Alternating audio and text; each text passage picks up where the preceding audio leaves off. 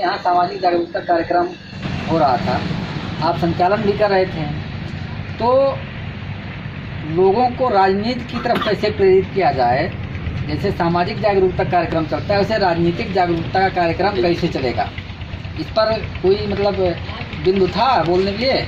नहीं, इसमें जानते हैं, देखिए सामाजिक कार्यक्रम जहाँ होते हैं तो वहाँ संचालक महोदय पहले ही कह देते हैं यहाँ राजनीति की बात नहीं होनी। सही बात। और राजनीति के व्यक्तियों को बुलाएंगे जरूर, जानते सब कुछ है, लेकिन राजनीति की बात नहीं करना चाहते, राजनीति से दूर भागते हैं। जबकि जब तक राजनीति नहीं करेंगे तब तक न सामाजिक परिवर्तन कर सकते हैं न अपना हक अधिकार ले सकते हैं। हाँ बिल्कुल सही बात है। तो देखिए सामाजिक तो हर आदमी बन रहा है कि मैं सामाजिक कार्यक्रम में जाऊंगा, मैं सामाजिक मुद्दों को उठाऊंगा, लेकिन अगर बाबा साहब के संविधान को उठाकर देखा जाए तो हर 18 वर्ष से ऊपर का नागरिक वोट देता है और सभी के वोट की कीमत बराबर होती है। तो कैसे वो राजनीतिक हो जाता है? भाई राजनीतिक तो हर व्यक्ति है, वो कहाँ राजनीतिक नहीं है? लेकिन बात ये है भाई कि राजनीतिक पाठ नहीं पढ़ाया जा रहा है उनको ना। आप देखो जहाँ होता है यही कहते हैं कि भैया पहले समाज को जगाओ। जिन लोगों ने अपनी पार्टी विकसित कर ली है वो लोग खाली समाज को जगाओ, उनका फ़ायदा कराओ। जो जात की सारी पार्टियां बन गई हैं वो समाज को जगाकर स्वयं, मतलब हमारा समाज इस तरीके से जाग गया कि अपनी जात को पकड़ने लगे। जब अपनी जात को पकड़ने लगेंगे तो अपनी पार्टी इस्टेब्लिश करेंगे। अब उनको कहा जाए कि भाई आप भी आओ, साथ में लग जाओ, छोड़ो पार्टी वार्टी का काम, लग जाओ, आप भी समाज को जगा लो, फिर इकट्ठे पार्टी बना के चलाते हैं। तो भाई के जी पहले ये बताओ, आप पिछले महीने एक कार्यक्रम कराए जी, सावित्रीबाई फुले की जयंती, उसमें आपने मुझे बुलाया था जी। वो सामाजिक कार्य आपने किया, वो आप ही संचालन कर रहे थे जी। मैंने तो पूरी राजनीति का पाठ पढ़ाने का प्रयास किया। हाँ। तो उसमें वो जो 8000 की भीड़ थी उसमें कितने लोग राजनीति की तरफ मूव किए? इस लोकतांत्रिक देश में लोकतांत्रिक संगठन की तरफ कितने लोगों ने मतलब आपके साथ दिया? अब बताएंगे आप? बहुत ज़्यादा लोग तो नहीं, लेकिन कुछ लोगों के तो समझ में आया। और हम ये चाहते हैं कि भाई जहाँ भी सामाजिक कार्यक्रम हो वहाँ एक आध मुद्दे दिए जाएं कि भाई हम लोगों का राजनीति कैसे सुधरेगा। भाई राजनीति से ही सत्ता मिलना है। देखिए डॉक्टर अम्बेडकर ने संविधान लिखा है इसलिए कि हम राज सत्ता में आए। बात है, जब भी जहाँ भी सामाजिक कार्य हो वहाँ 4 बिंदुओं पे चर्चा हो जी। सामाजिक, आर्थिक, राजनैतिक और शैक्षिक। चारों बिंदुओं पे जब चर्चा हो, अंत में राजनीति की चर्चा हो। पहले 3 बिंदुओं पर चर्चा हो जाए, फिर अंत में राजनीति की चर्चा हो कि यह देश लोकतांत्रिक है तो हम लोग कैसे इस 90% समाज को हक अधिकार दिला सके। तो राजनीति पर चर्चा हो कि ऐसा कौन सा राजनीतिक संगठन है जो लोकतांत्रिक है और उस लोकतांत्रिक संगठन के साथ जुड़ करके हम डबल पी पर कब्जा करें। नहीं, एक चीज़ उसमें देखिए कमी यहाँ होती है, जैसे हम सामने वालों से पूछते नहीं हैं। सामाजिक संगठन बना करके हम अपने हक और अधिकार की लड़ाई लड़ सकते हैं और शासन सत्ता में जा करके उसको हम लागू करवा सकते हैं। तो हमें किस पर लड़ाई लड़नी चाहिए? शासन सत्ता पाने के लिए या लोगों को जगाने के लिए?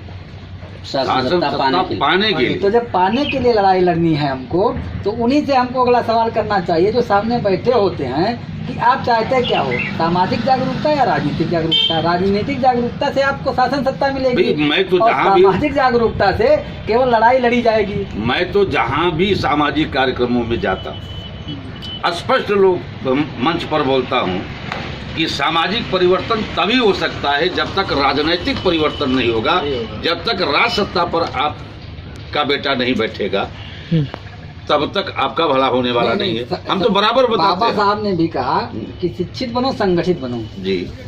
अब संगठित कहाँ होना है ये चीज लोग नहीं तय कर पा रहे हैं। संगठित हमको राजनीतिक मुद्दे पर होना चाहिए जहाँ हमारा वोट इकट्ठा पड़े, जिससे हमारा राजा बने, हमारा शासक बने। लेकिन हम सामाजिक मुद्दे पर लोगों को इकट्ठा कर रहे हैं। भाई देखिए, अब जैसे अभी साल भर चला किसानों का एक धरना चला। हर जाति के किसान हैं, हर धर्म को मानने वाले किसान हैं। साल भर उनका धरना चला, लेकिन जैसे ही दिल्ली से हटे तो आकर के अपने जातियों में बढ़ गए वो। अब अपने जाति की पार्टियों को वोट भी किया, सरकार भी बना दिया और कहती है सरकार नहीं सुन रही है मेरी बात। नहीं। अगर हम कहते हैं जातिवाद को खत्म करके ये जो 90% समाज एकजुट हो, चाहे वो किसान के रूप में इकट्ठा हो, मजदूर के रूप में इकट्ठा हो, पिछड़ा के रूप में इकट्ठा हो, या दलित के रूप में इकट्ठा हो, या वंचित के रूप में, शोषित के रूप में इकट्ठा हो, लेकिन सब एक हो कि भाई सत्य प्रकाश जी एक समाज से हैं तो हमारे समाज से हैं, के जी हमारे समाज के हैं, सबको एक माना जाए, कभी किसी को अलग न मान करके एक होकर के राजनीतिक चर्चा हम लोग करें। साहब ऐसा है कि जातियों को तो कोई नहीं खत्म कर सकता। ये कर सकते हैं कि जाति नहीं खत्म कर सकते और ना ही जातियां खत्म होंगी। जाति को लोग इतना मजबूती दे चुके हैं कि जात तो खत्म ही नहीं होना। जात ना मजबूत करते हुए हम राजनीति को मजबूत करें, एक ही जगह सभी जातियों को बराबर का सम्मान दे दें तो जाति का कोई मतलब ही नहीं रहेगा। जातियां अपने आप इकट्ठा हो जाएंगी। अच्छा ये बताओ, जाति क्यों नहीं खत्म हो सकती है?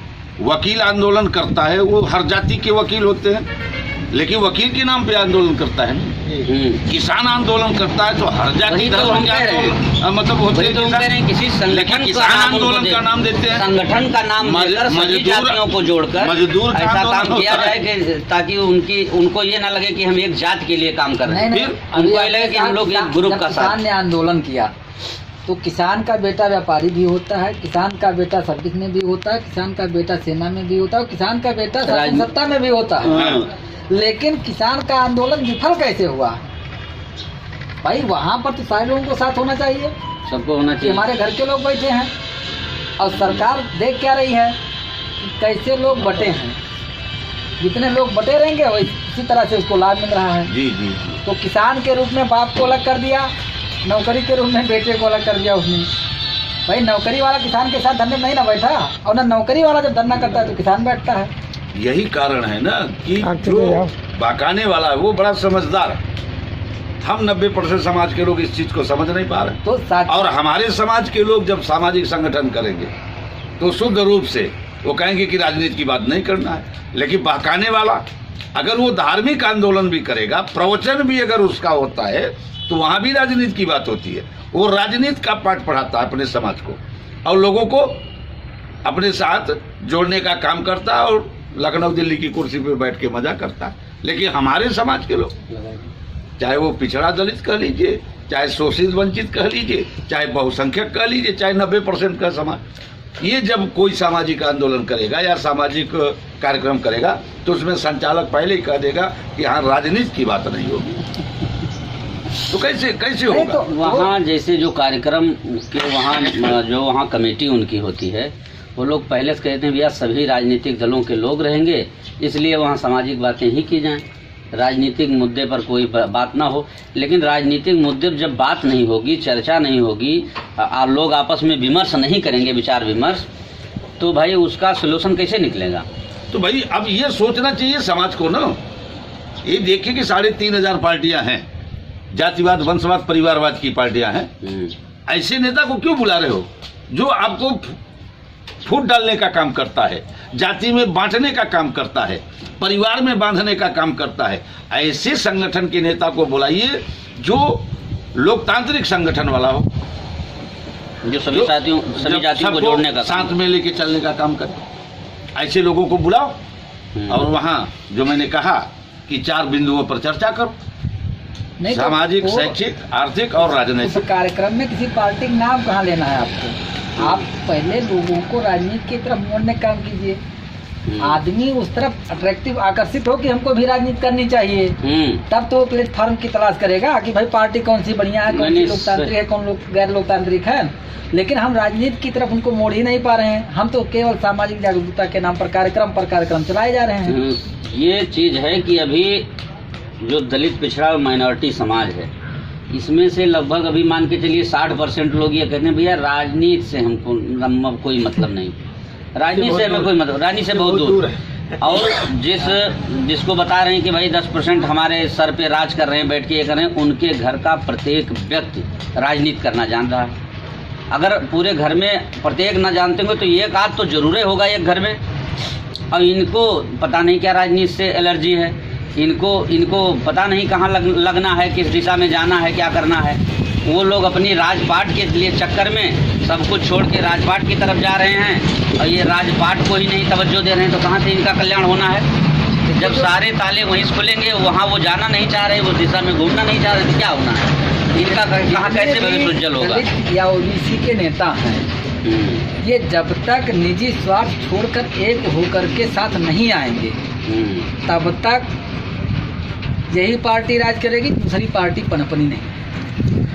अब कोई भी पार्टी भविष्य में आएगी तो वो एक लोकतांत्रिक संगठन के रूप में ही उभर कर सामने आ सकती है। बिल्कुल ये सारे लोग समझ चुके हैं। बहुत हमारे यहाँ ओबीसी समाज का नेता बैठकर समाज की दिशा तय करता है, एससी का नेता समाज की दिशा तय करता है। अरे भाई, समाज जिस दिन नेता की दिशा तय करेगा उस दिन परिवर्तन आ जाएगा। ये आपने सही कहा कि जिस पार्टी में संगठन हीरो होगा, अब लोग चाहेगा उसको बनाएगा, उस नेता को हीरो बना देगा। और जहाँ नेता हीरो है, संगठन हीरो है, वो तो फूट डालने का काम करेगा ही। हाँ। इसलिए लोकतांत्रिक संगठन पर हम लोग विचार करें, लोकतांत्रिक संगठन के साथ जुड़े, और इस देश में अभी भी बैकवर्डों में या दलितों में पहली एक पार्टी हमारी पार्टी है, सम्यक पार्टी, जिसमें लोकतंत्र की व्यवस्था है, जिसमें 90% समाज के लोगों को बारी बारी से मुखिया बनने का मौका मिलेगा।